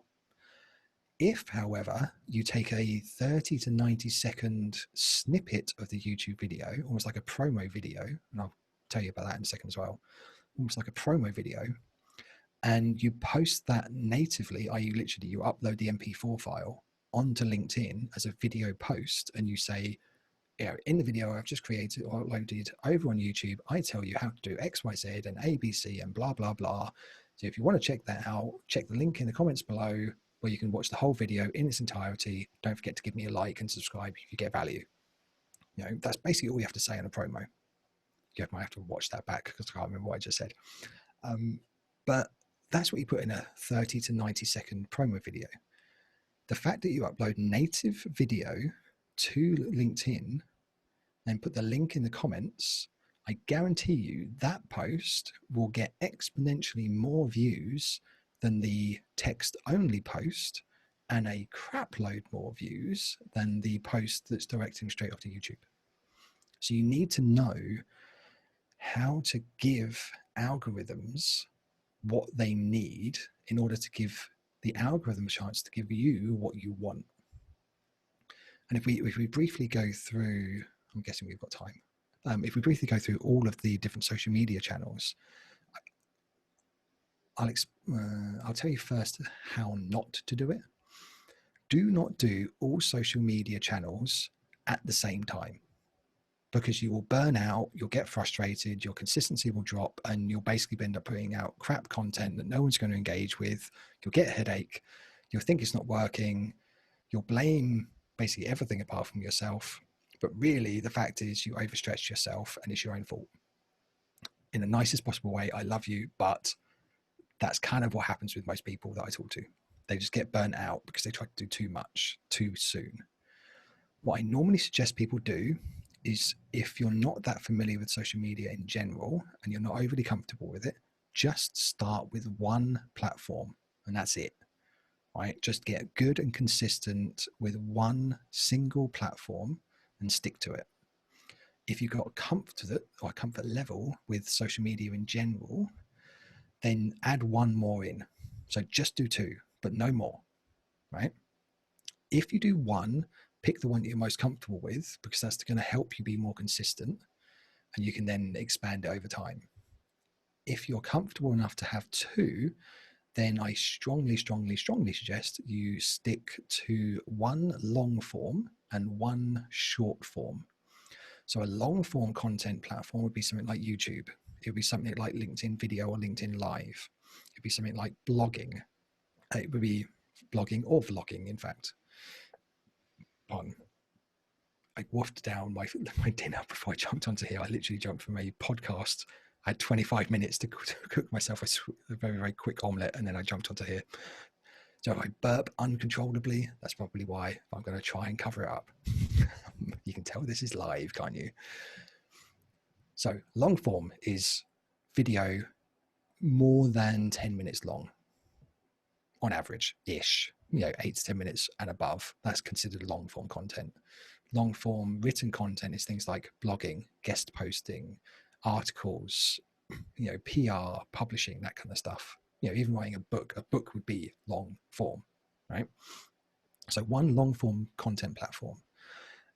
Now, long form is predominantly for sharing value and building trust. And I'll talk about that for a second now as well. Trust is the thing you need more than anything else. Okay? Trust is by far the thing that will drive your business forward more than any other activity you want to do. Because, again, going back to how people buy, they buy with emotion, justify with logic. There's a common thing that people talk about, which is know, like, and trust. People in marketing world learn that all the time. Yes, it's true. Yes, it works. But in my personal view, it is ineffective and inefficient as feck. Because you have to generate content that gets people to know you, and then those people get to then like you over time. And then if they know you, then they like you, then they start to trust you. And when they know, like, and trust you, they buy from you. That's the general theory of it, right? Now, what I say is that, and this is why I actually I'm the CMO of Quicc, which is a captioning business. I'll talk about them later as well. I'm also the founder of my own business, which I've actually called Authority and Status. So the business is actually called Authority and Status. You can look me up on YouTube. It's just search Authority and Status and my name pops up. That's what I call my business, because when you have authority in your market and status within the eyes of your audience, those two things combined automatically make you a trusted expert in that field or in that niche, not niche, because we're not American and we're not weird. So it's niche. not niche, or niche if you're even weirder. But trust, again, you'd have experienced this. When was the last time that you were, in a shop, or someone recommended something to you or whatever, to buy something from someone or some business you've never even heard of before, knew nothing about, and the fact that they were recommended to you, or you saw someone else enjoying an ice cream, you thought, I want one of those because they look like they're really enjoying it. And you go somewhere and you just buy it. You didn't know them before. You didn't like them before. You just trusted that it wasn't shit. So, sorry, it wasn't crap. Bad. Oops.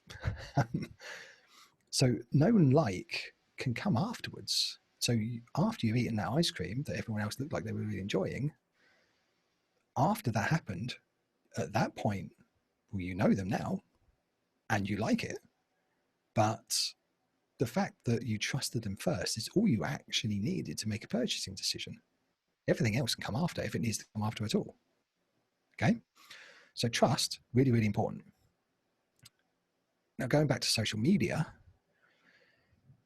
long form content is about sharing value and showing that you're an expert in your field, helping someone with a problem that they're experiencing, and building that trust and earning that trust.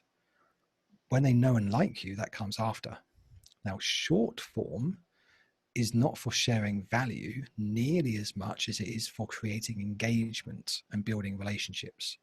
So the knowing and the liking element of know, like, and trust is far more an engagement mechanism than it is a trust building mechanism.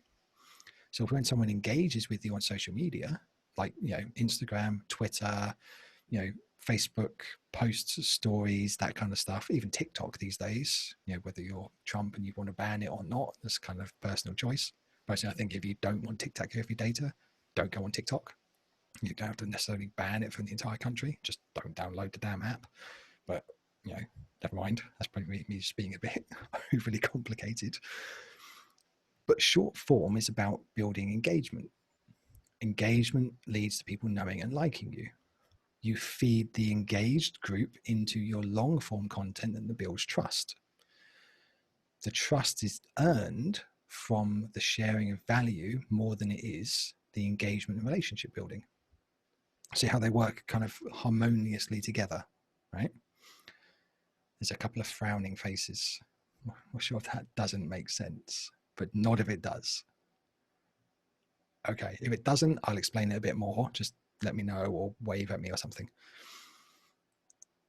So when you've got a long form platform that's building the trust, feeding people into your engagement platform so they can get to know you better, when you've got the engagement platform, the short form, building knowing and liking, feeding them into your long form platform to build trust and therefore to sell to them, those things working together give you an engaged, trusting audience.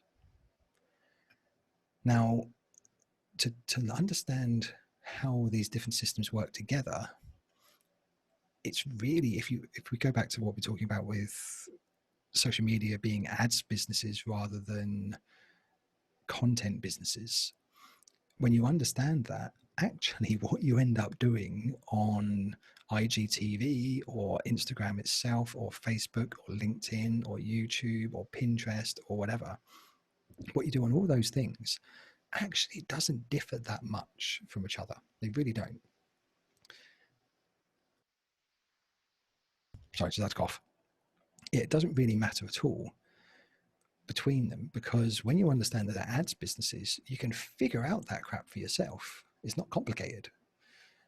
The amount of people who I see who focus on the tactics, they'll buy, an Instagram masterclass from this person over here because they're talking about it in their nice, fancy, Spanish mansion, which actually they just borrowed from a friend for the afternoon to create a video that's then serve an ad to you. It's all fake. But, everyone loves vanity metrics.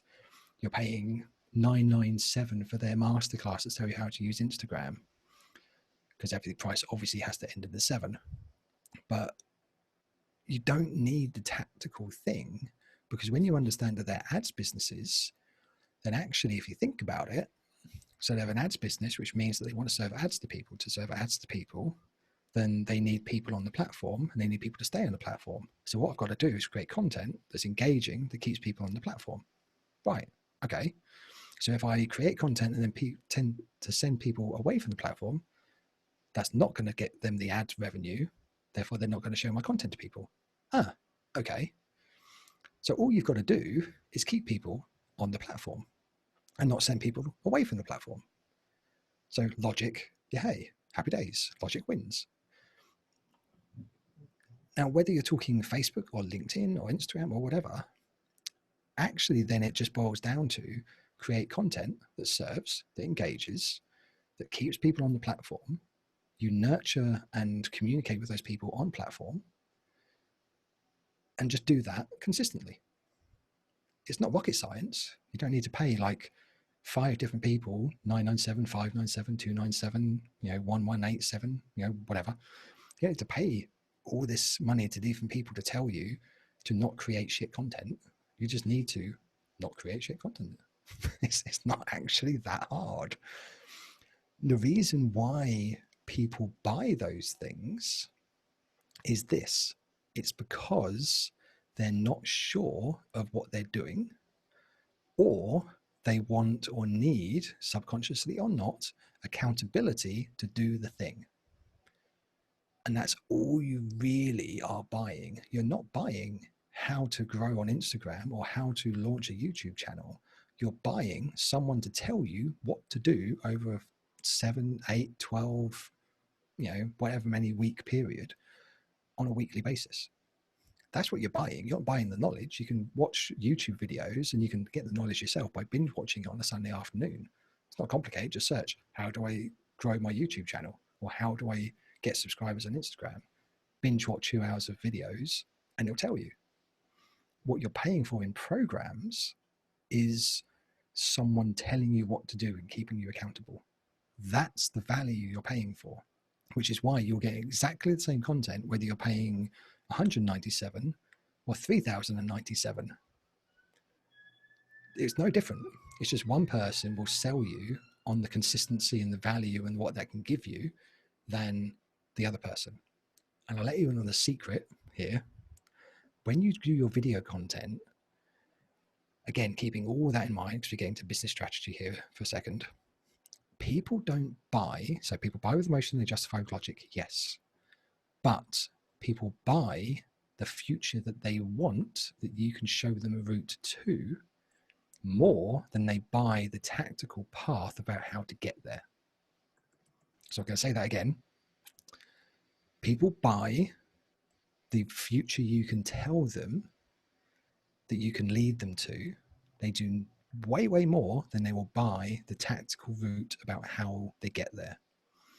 So, I mean, I'll talk about Quicc in a second as well, because I contract for businesses. I do mentoring and cohorts and coaching with startups as well. I do probably too much, but I enjoy it. So it's not to me work. It's actually to me fun. So to me, it's not work. People say, well, how you've got like 3 businesses and you spend all this time mentoring startups and SMEs? I'm like, because I enjoy it. But, I mean, you might like going for walks in the woods. I enjoy mentoring people. So call me weird, but that's kind of how I roll. Where's I going with that? Right. Yeah. So when you're creating your content, and as I do within the program that I've got, so my program's all about basically telling you the kind of same stuff that I'm telling you now. It's just in a bit more depth. I called it the Authority and Status Academy because I spent a massive amount of time trying to figure out that name. Obviously, my business is called Authority and Status. I can call it Academy or Bootcamp. Who knows? I flipped a coin. I called it Academy because then I can call it joinasa.com. Hey, I haven't actually put anything live on there, which I really need to. But within, pardon, I told you I was going to burp uncontrollably at some point. I really shouldn't have eaten my food really, really fast. My bad. When someone comes into the academy, they don't learn social media first. They don't learn it second. They don't learn it third, fourth, or fifth. We start with the goals. We start with everything I've been talking to you about now, except we go through it in a lot more depth, obviously. But we go through the whole thing And every week, and this is how I suggest you structure yours as well, every single week you go through how to achieve X, Y, and Z, right? Now, some people say, well, I can't tell them how to do that because they're not going to buy anything from me. They will, because they will always want help to do it. So you have two groups of people, and this is my point where I'm getting at with all this. Two main groups of people. You have the people who are just curious, like literally the curious people over here, like that lot. Those curious people will never, ever buy from you. Let me say not never, ever. 80% of the time, they won't buy from you. 10% of the time, they might do. 10% of the time, the remaining, they may surprise you at some point in the next 3 to 5 years. But 80% of them won't buy from you.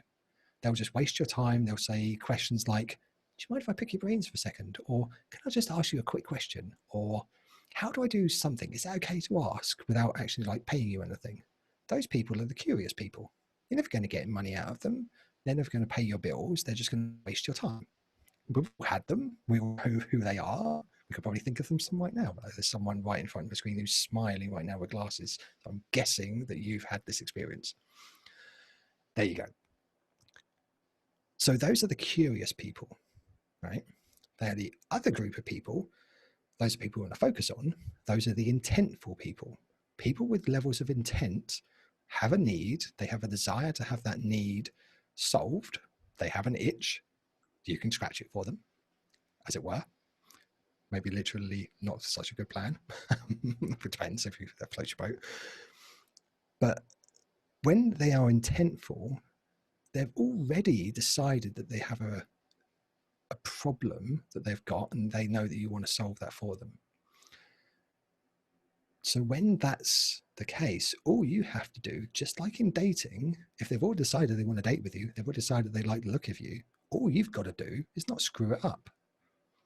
Not say something stupid, not, try and push too quickly, too fast, or too far, too fast, too quickly. I know what I mean. You basically just have to not screw it up. So when someone has a high level of intent, don't then send them on this long drawn out sales kind of qualification process, or don't send them to an application form, or don't send them to, let's book a call in 3 weeks' time. Just send them a fucking buy button and say, there you go, you can sign up now. Done. Because they've already been sold. They just need to know how to give you the money. There's levels of objection handling you can go through. Just like in dating, it's like, I'm not an axe murderer. Here's my ID. Here, you can take a photo of it and send it to your brother so they can make sure that you get home safely, because I'm not weird, right? It's that whole proof trust thing. In terms of business, it's literally things like, if you can't afford to pay for it right now, then I offer a 3-month payment plan. Or if you want testimonials about other people who have gone through the program, here they are, speak to these people. If you're curious about my background, my qualifications, why I'm a good person to help you with this problem, then here, read this, whatever, or let's jump on a call. It's just that objection handling. That's all you've got to do. So your social media and your video content, all it has to do is deliver value to a target audience who are of low levels of intent, or to the people who are curious. And all those actually do is they boost your numbers of subscribers, which makes you look better to the intentful people. So you kind of create content for them because they give you the vanity metrics, but then you focus your efforts and your energies on the intentful people who actually get you money.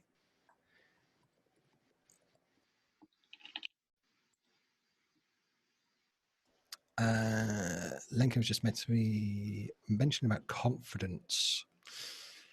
So she'd like me to touch on confidence quickly. Confidence. Any questions, by the way, on anything we've been talking about here? Feel free to ask them. One question about scripting. If you script your videos, and if so, how do you read a script while recording?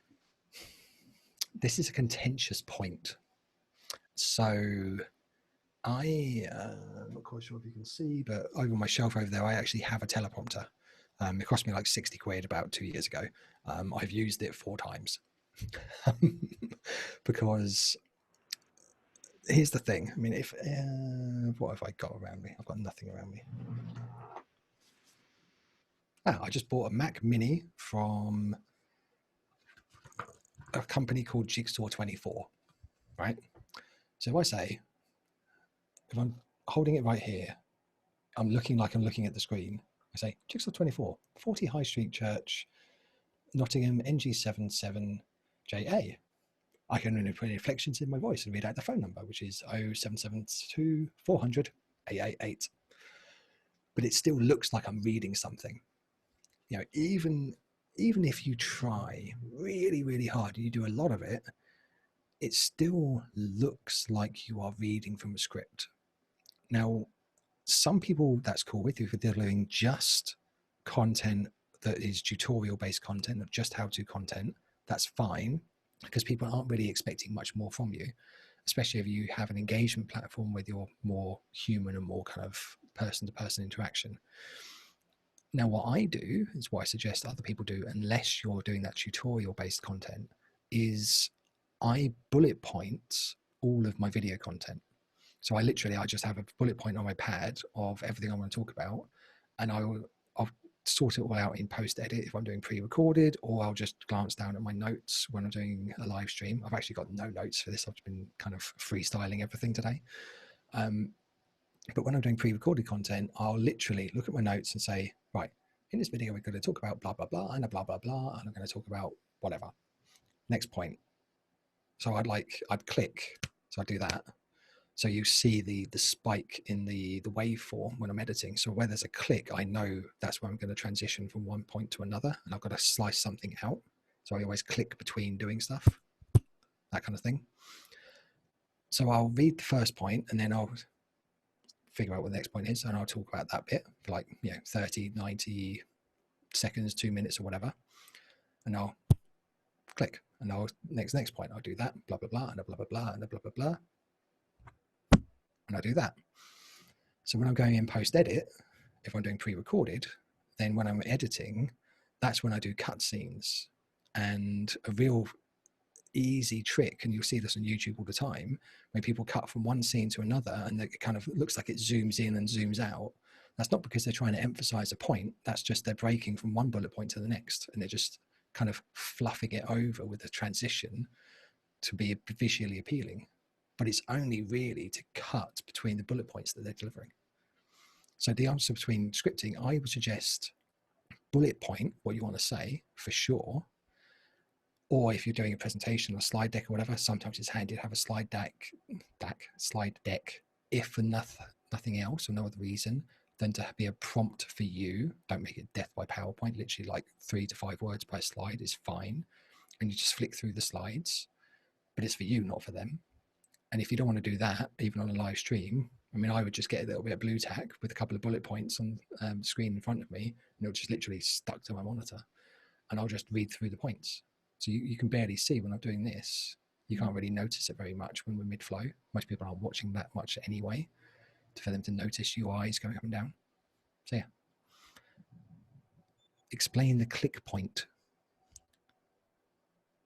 Oh, clicking, you mean this?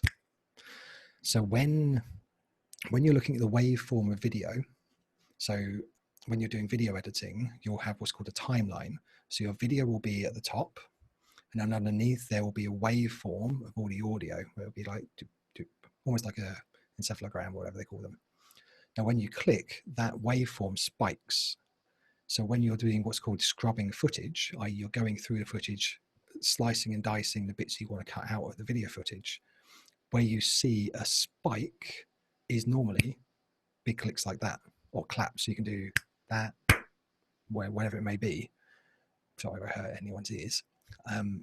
But that will create a spike, like a big spike on the waveform.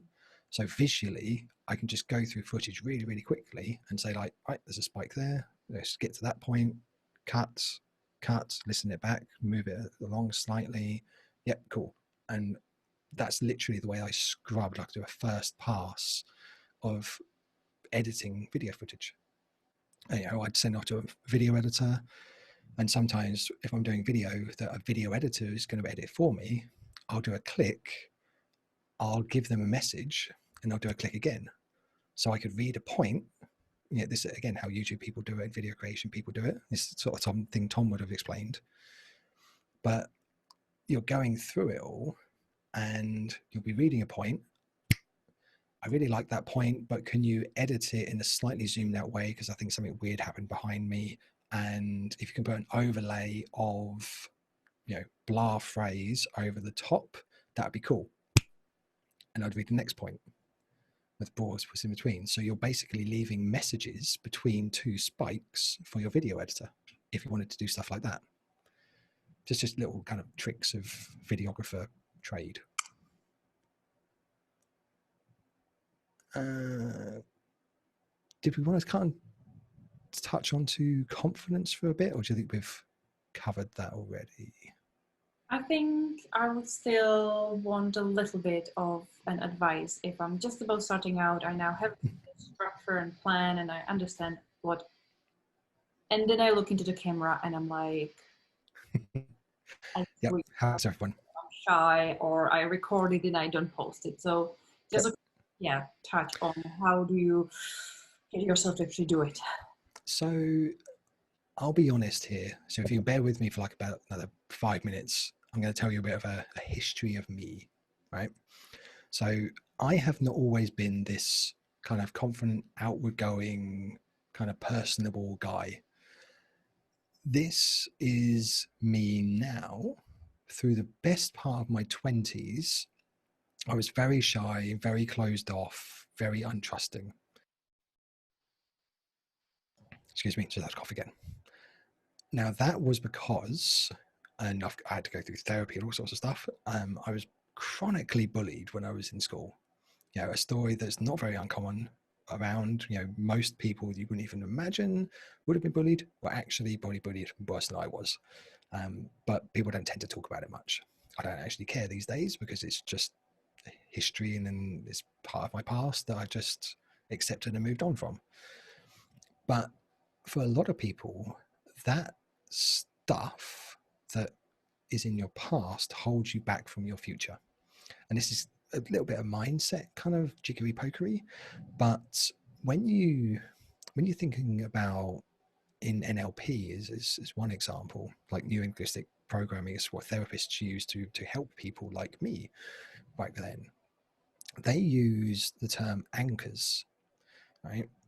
And what happens is that you tell yourself stories in your subconscious about why you shouldn't do a thing. So you could sit there and be in front of a video camera and say, right, I'm going to do a video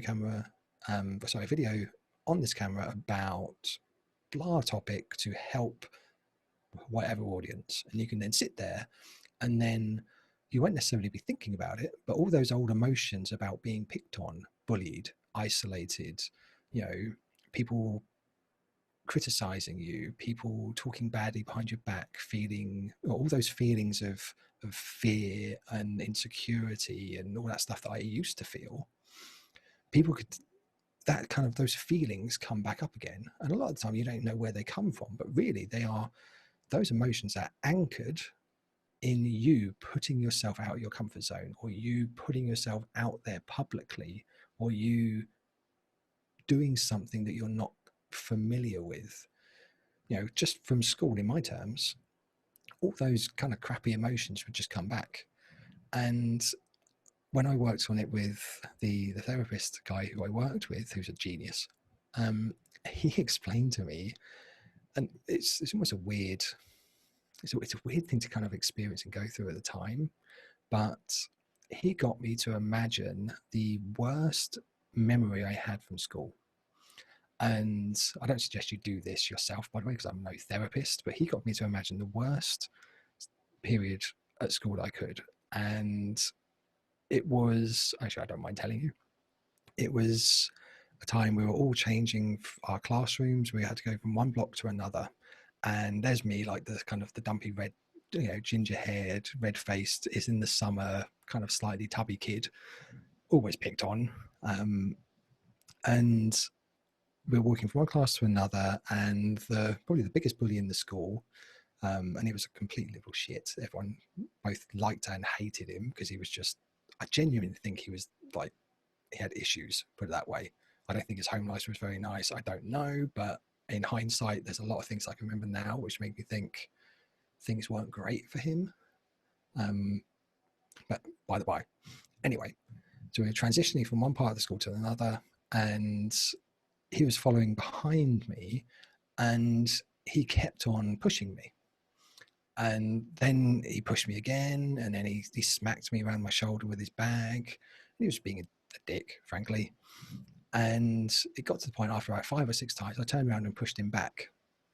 And then the bigger bully that was standing next to him, because I pushed his mate, from the side of me, basically punched me in the side of the head.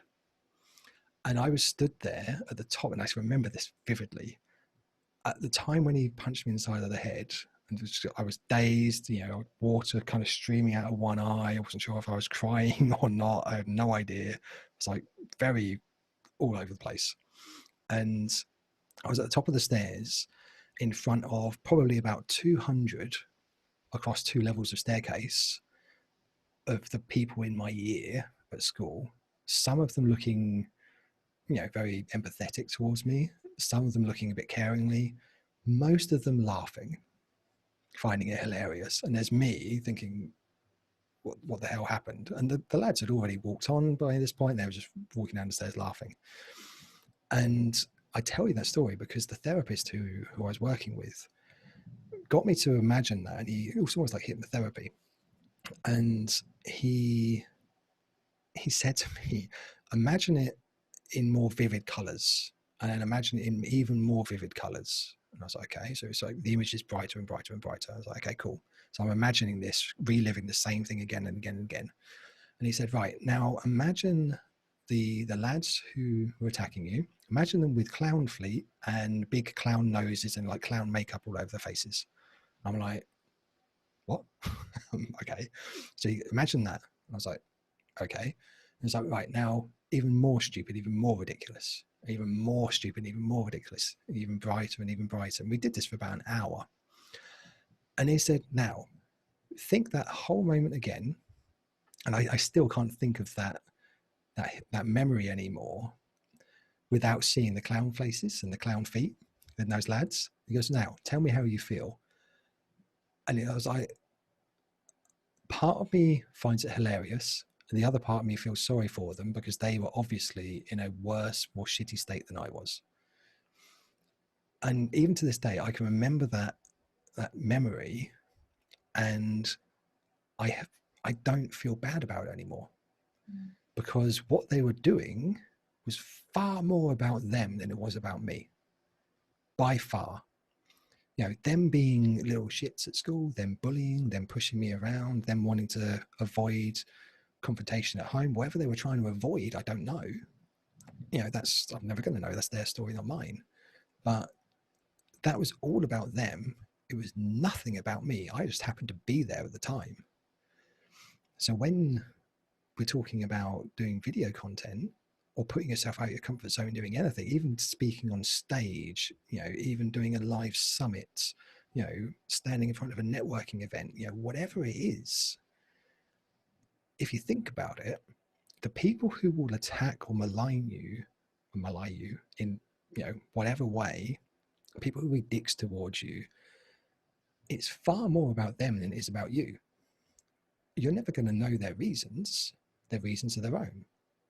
But why are you, this is how I look at it, why am I, excuse me 1 second, I have to cough.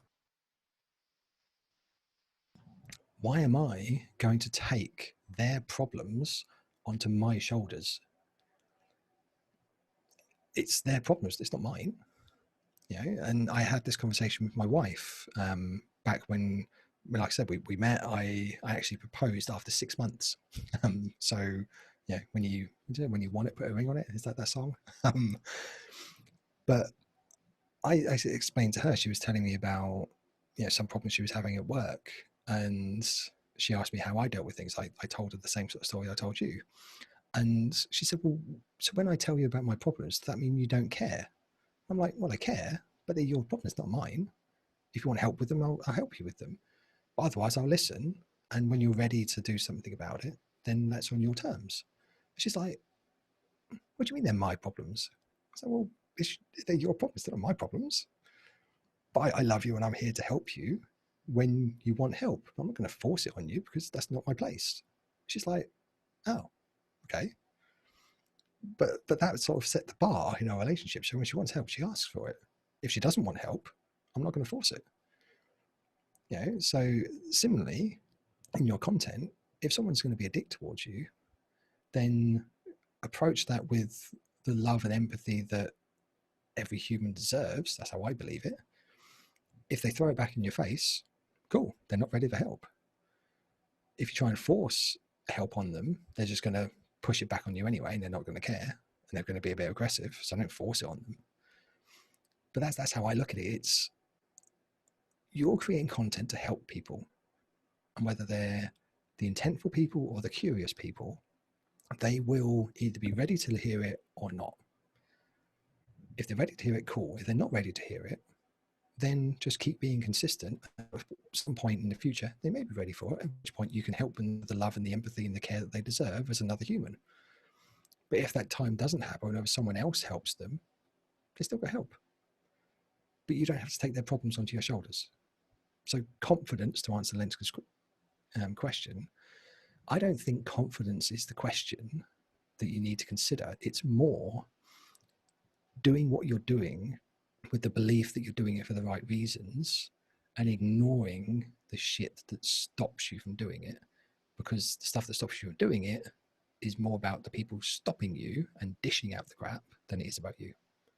So confidence isn't the thing. It's caring more to help the people who are ready than you care about stopping because the few don't want you to do it. That got deep, didn't it? Absolutely. I'm just like, this is like, without planning it, I think a perfect kind of closing moment for this talk with a little bit of a thirst for all of us to feel confident and kind of understand really the purpose of why we do what we do, with to help others. And we go through certain hurdles and we face challenges and do things we would usually probably not do, because we really have these values and beliefs and mission and vision that we want to achieve and we want to help people. And that's what businesses are for. They are to solve problems and to help. If you want to do something other than that, get a job.